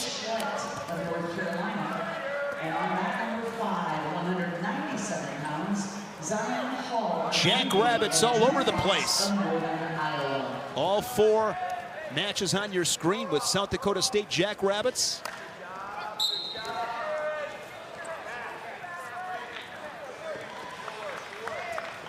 Yeah, Bart Shelsvig, I remember. one of the greatest days of my life. 1992 Big Ten Finals in Madison. Chelsvig and the late Kevin Randleman. And that place was, as you would say, Jim, it was up for grabs. You had Gable out there along with Russ Hellickson, who was the head coach at Ohio State. Russ Hellickson was from Stoughton, Wisconsin, which is right by Madison. I mean, that place was the old field house in Madison, one of my favorite wrestling venues. And of course, Gable and Hellickson were teammates for the longest time, and I think they were teammates in '72. Okay. Right? When Gable won the, he was like the 220-pounder that year. Had to go against Yurigan, the great Russian. And then the Peterson boys were from Wisconsin. Yes. You know, talk about Wisconsin wrestling. There's been some hammers. Dennis Hall. Yep. Obviously, Ben Askren, an Olympian. Andy Ryan. Yep. Ben improving every day with his, after his lung transplant. It's been over 6 months, so he's getting amazing. better. It is. Amazing.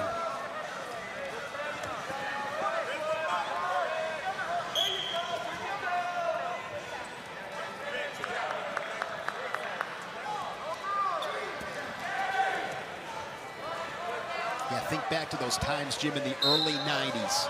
Anybody around my age, and I'm 50, will remember this. To this day, to me, it's the greatest, you know, at that time, competitor supreme. Remember that? It was on Gable and the Hawkeyes in the early 90s. You got to remember, I didn't watch a lot of that stuff. Yeah.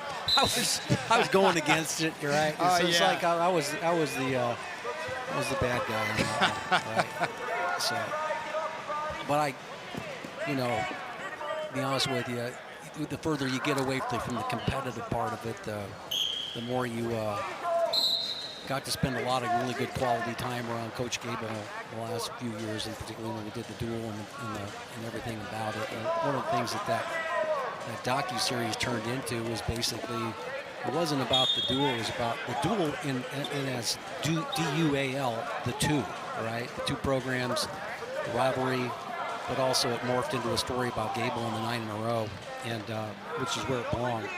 And that 9 in a row, all right, it's always been the kind of the gold standard out there. That obviously anybody from Pennsylvania that's listening to this and knows that's the way that program's going, that may be in jeopardy at some point in time with the quality of athletes they're putting out there year after year. But it was fun. It was fun doing that, to get to know Coach Gable in a different way. I'll share this with you. Never had this on Life's bingo card. Coach Gable and I watched the Iowa State duel together. Last month, arm in arm, watching the duel together. Mike Doty, his good friend, my good friend too, called me up and said, "Hey Jim, what are you doing?" I go, he goes, "Well, Coach Gable, you know, and I are going to be here. We got an extra ticket. You want to sit with us?" And really, it was one of the better experiences I've ever had at an Iowa State duel. I didn't win too many of those, but you know, won a few of them against him, but not many. All right, but we had a good time watching it together. Yeah, that was a cool deal. 7-1, final seconds in this third period. Riding time point is going to make it 8-2 after the escape. So 8-2 final. Sheridan and Sanchez in a 2-point match. Sanchez with the escape to pull it within 2. 1:10 remaining third period.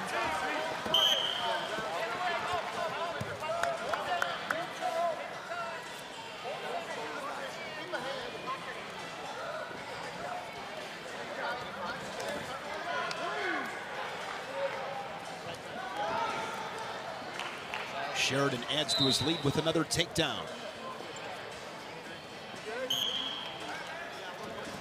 Have to see if Coach Gable is around this weekend. I bet she's down. Could be down in Florida. Maybe.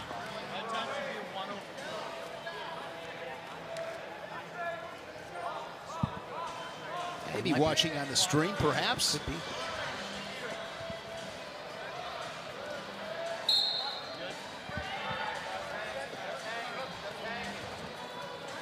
All-American Danny Wask of the Naval Academy.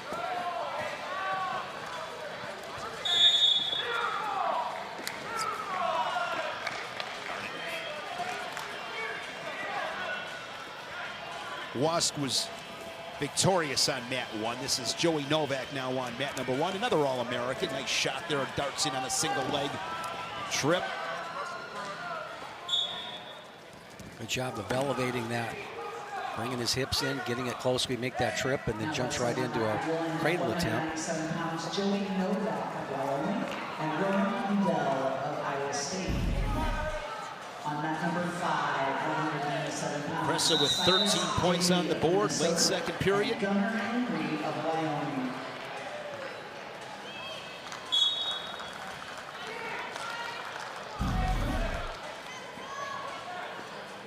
Quad box. Again, you're able to watch individual mat streams if you desire.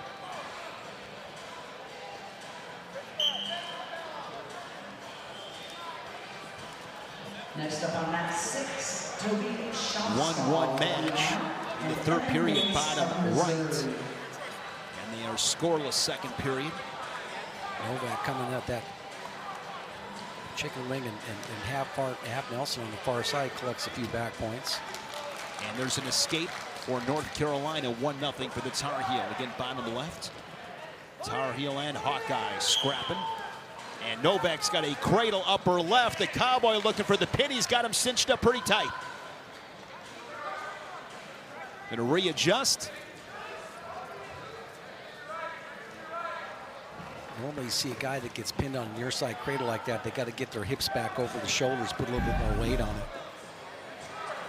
Another adjustment made by Novak. That's it right there. I don't know how that can't be a fault. There it is.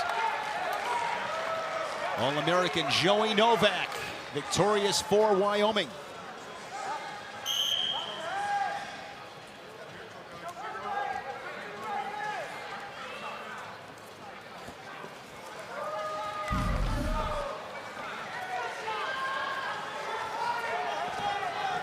All 4 close matches on your screen.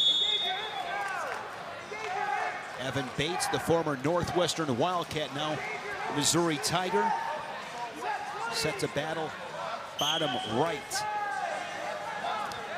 Sudden victory, upper right, with McConville and Schlett.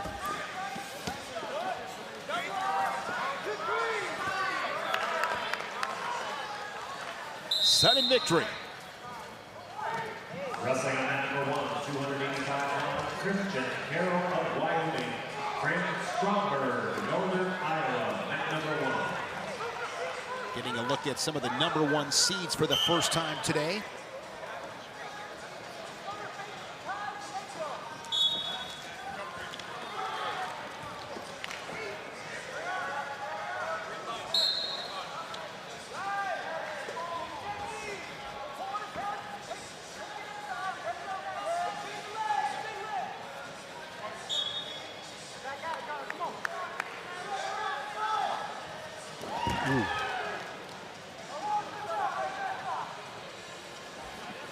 Nice fireman's carry attempt there on McConville.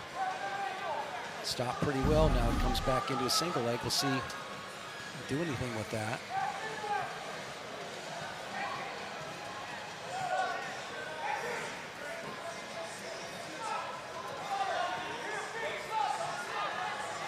Christian Carroll and Grant Stromberg.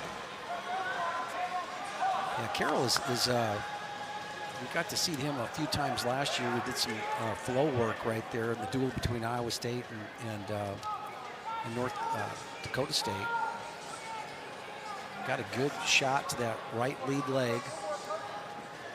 And, you know, needed a fresh start. He got one at Wyoming. Got a lot of support here behind him. Bumped up to heavyweight.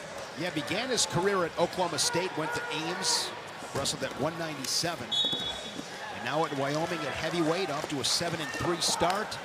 Final seconds of the sudden victory, and there is the takedown awarded to Shane McConville of South Dakota State, the Jackrabbit in sudden victory.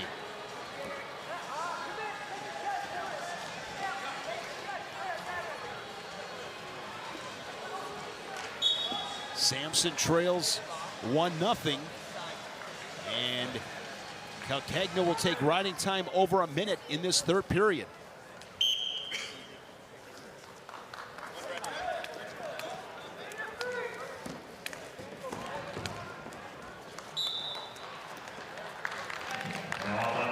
Two-on-one wrist ride right there. Plus he has the arm in. Got the hips turned. At the same time, you got the belt buckle to the sky. If you can go ahead and secure something on the top right there, upper body, head and arm. Nice job of knee sliding coming up, fighting that off, getting two-on-one. Should be able to turn into it right now. Turn to his right. Actually, just intentional release there. Good activity, and Calcagno was able to get 1:38 of riding time. Wrestling on mat number 2, 197 pounds, Adam Cherney. With that riding time, .21 for the Tar Heel. Christian Carroll this season has losses. At the national duels, he lost to Nick Feldman 7-3. 1 point loss to Virginia Tech's Jimmy Mullen. And then in the final, the Cliff Keen and Younger Bastida 5-3. He's had a good start. Yeah, Christian Carroll out with the head on the inside shot right there. And it was not able to get it, but he secures and drops down to a double. Gets the reversal. Yeah, I think Stromberg, if he just goes a little bit further out, Matt comes back into him, but slid on his hips. Gunnar Henry of Wyoming is up 3-1, but Silas Daly. Yeah, look down there, and Silas Daly doing a nice job with his legs. On top with riding time at 60 seconds, there's a stall call on Henry. Yeah, it's even better for him. He's essentially down by a point. And what made that stall call fair is that there was no leg in or anything like that, and the bottom man wasn't trying to get up off to his base. It's different when you got both legs in, but that was a fair stall call in that situation. Good job. Down to 20 seconds, Daly cranking away in a power half. Just like that, he gets too high. Right, now you got to battle it out. A good job there. He's going to go ahead and try to settle back. He basically chokes him down with that head and arm. Gunnar Henry, 3-2 final.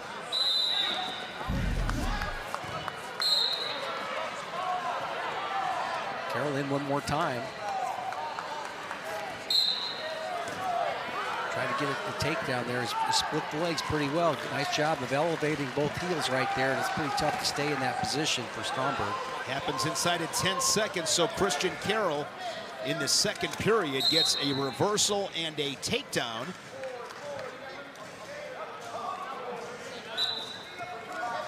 I got confused. 20 seconds left. I was looking at, I think, the riding time clock. Down to 15 seconds. Carroll looking to finish the period on top. As that near ankle scooped up on the edge, tight waist. Up on the shoe tops. And he'll take a 5-1 lead to the third. A quick escape right there at the end. 5-2.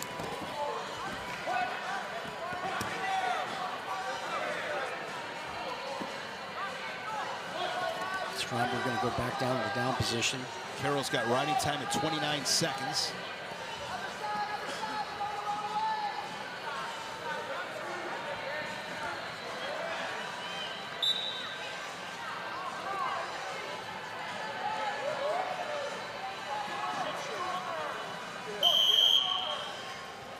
Christian Carroll from Elkhart, Indiana.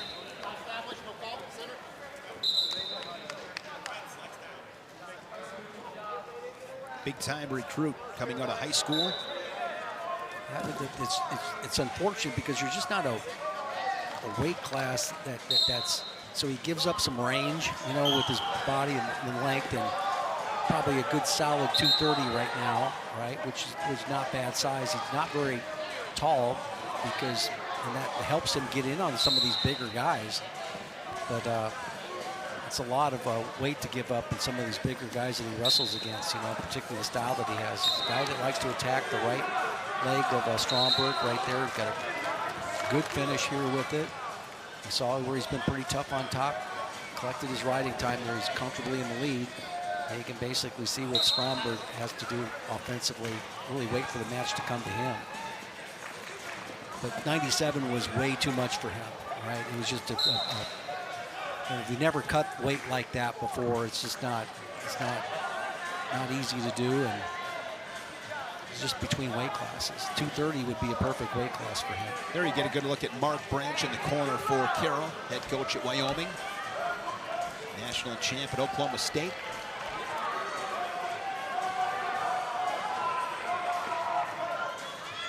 Four-time finalist. Four-time finalist.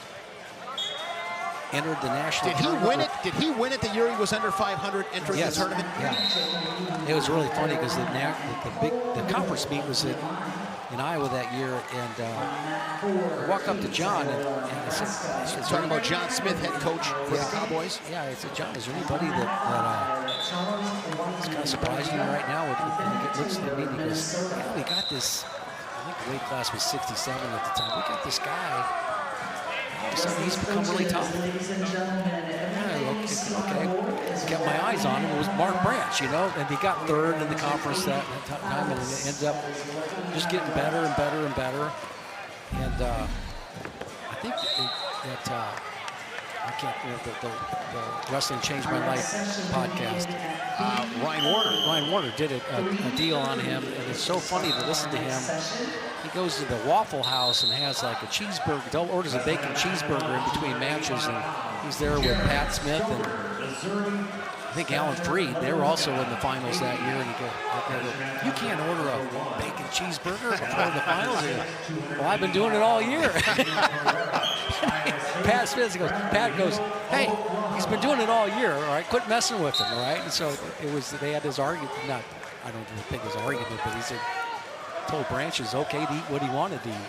So yeah, Mark Branch, a champ in 94, runner-up in 95 and 96, first in 1997, entered that 1994 tournament as a freshman with a record of 8 and 9.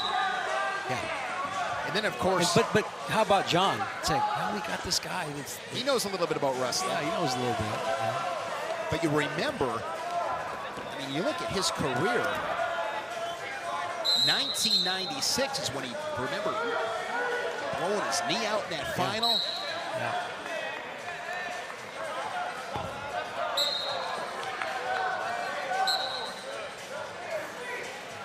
The thing that I got to meet Mark's mother, Pat, and we would take my daughters down to Oklahoma.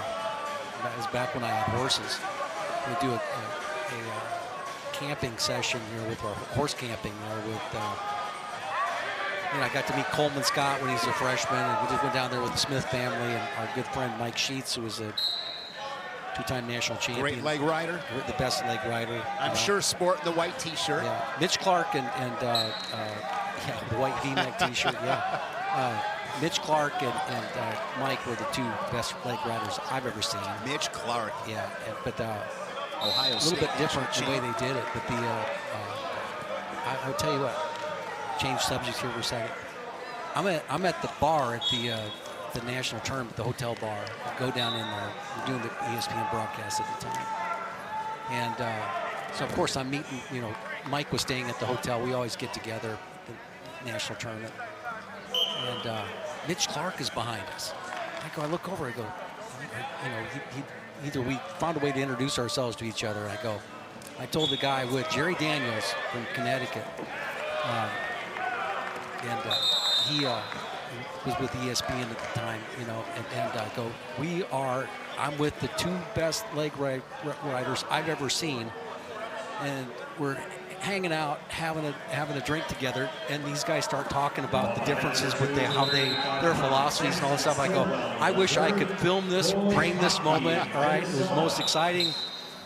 I was just like, those little things that happen and the little campfires that happen all around the national tournament, people you get to meet and memories that you have with certain people. But that was one of the best. Mitch Clark is... Teched his way, first period tech in the finals? Yep. But anyway, that was... Mark was on the trail ride here with us, and just a fun group of people. And what's incredible with Mitch Clark, he teched, I think that was Vertus Jones. Yeah. Who's a boss. Yeah. Who went 1 point with Kale, I think, in the All-Star meet. Yeah. Yeah, that year. Yeah, Vertus was a stud. A year later, yeah. Shane Well, Sparks, great. Jim Gibbons, here on Big Ten Plus Soldier Salute. Jim and I will return. Our next session, which will kick off at 3:30 this afternoon, Central Time. Quarterfinals. And you look at the schedule for tomorrow as well. Semifinals and championship and placement matches all to be settled tomorrow here in Coralville. You mentioned Mike Sheets. He beat Dave Schultz. His sophomore year, Dave was a senior. So Dave won 1 national title, right? But that year, he got beat by Mike Sheets in the duel, Oklahoma State, get in the conference tournament, and went overtime with Sheets in the finals his senior year. I mean, as great as Dave Schultz was, and he certainly was great, right?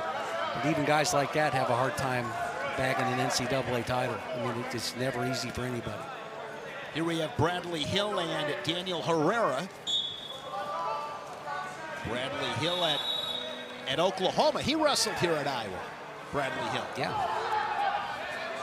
And Herrera, we watched him last year, pretty darn good heavyweight at Iowa State. Of course, younger Bastida at heavyweight this season, but I like Herrera. What you see from Herrera is you see an explosiveness. He'll be able to go attack low and then come up high and throw, and really a fun guy to watch. I think one of the fan favorites there over Ames. Hill and Herrera bottom right. Coy Hopke and Samson Stillwell scoreless first period action upper right. Lanazga leading at 7-2. Good heavyweight for the Naval Academy, upper left.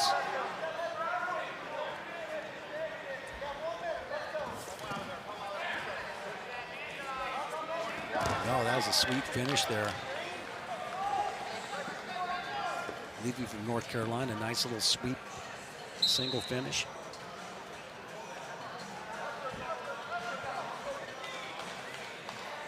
He's wrestling on mat number 3.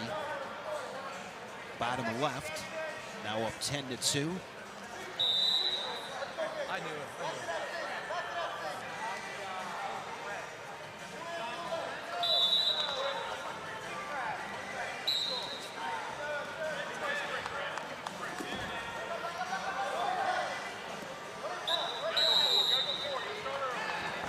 Coy Hopke, another Wisconsin guys from Amory, Wisconsin. I think he won 4 state titles. Division II.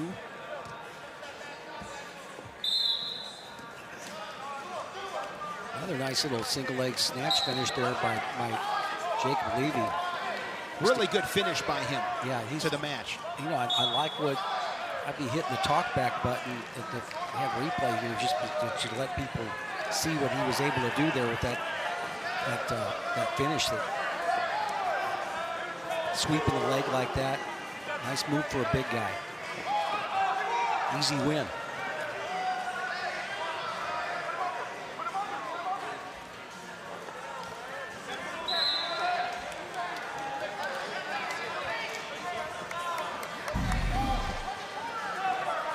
Final few matches here in this opening session. Again, back at it, 3:30 Central Time right here on Big Ten Plus. Yeah, a big size difference between these two cats. Stoner in on the shot. There, got stopped there. Laces flat. Ended up a nose. Giving up the Yeah, go nose behind to Lazanga. Yeah. Lanazga, rather.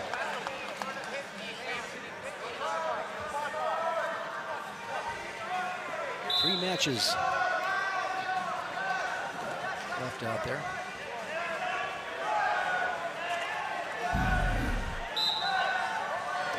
Herrera extended his lead there. Hill starting third period. We're in third period on bottom, and he gets an escape. 30 seconds left in that match.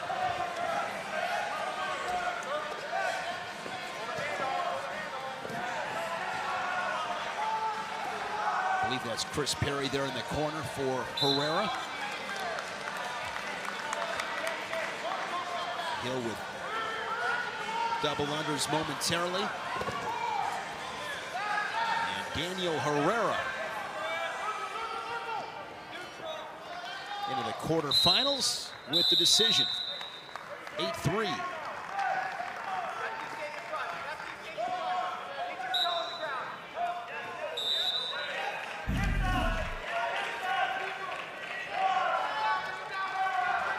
Major decision.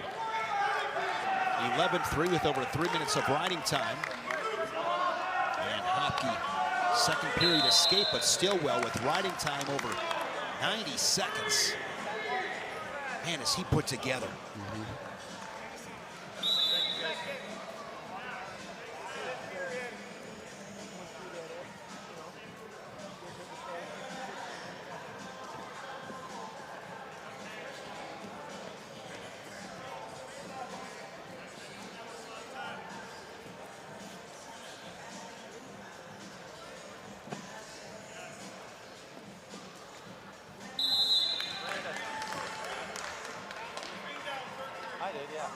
I could be wrong here, Jim. I'm on WrestleStat. Samson Stillwell,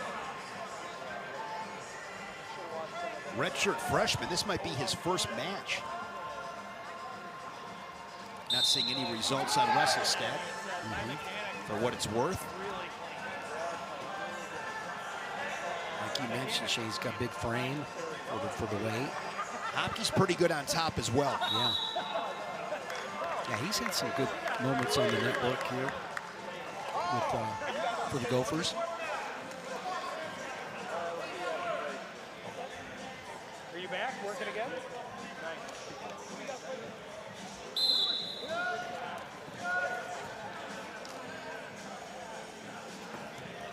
Way more fun on the outside.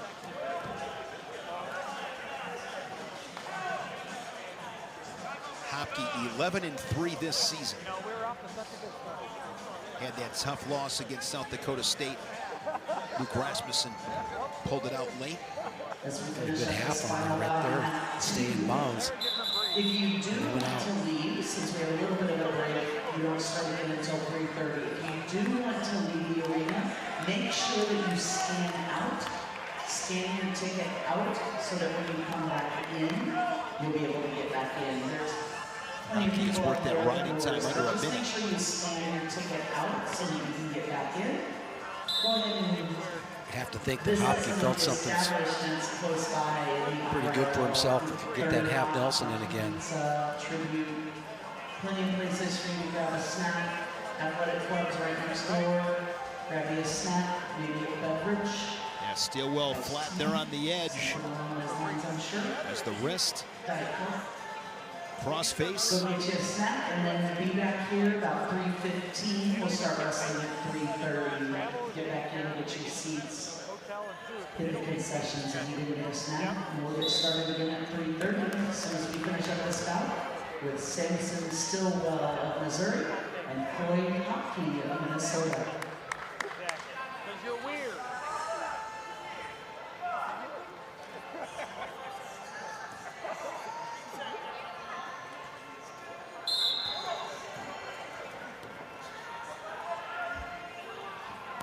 If you are Stillwell, Jim, what kind of adjustment can you make to escape?